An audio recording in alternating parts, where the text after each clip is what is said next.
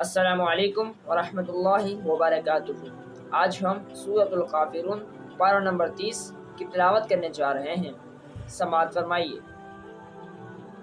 اعوذ باللہ من الشیطان الرجیم۔ میں پناہ مانگتا ہوں اللہ کی شیطان مردود سے۔ بسم اللہ الرحمن الرحیم۔ شروع کرتا ہوں اللہ کے نام سے جو بڑا مہربان نہایت رحم فرمانے والا ہے۔ قل یا ایہا الکافرون لا اعبد ما تعبدون۔ تم فرماؤ اے کافروں، میں ان کی عبادت نہیں کرتا جنہیں تم پوجتے ہو، ولا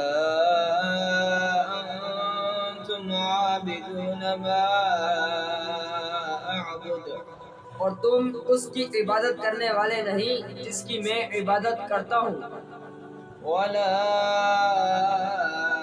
انا عابد ما عبدتم ولا انتم عابدون ما اعبد۔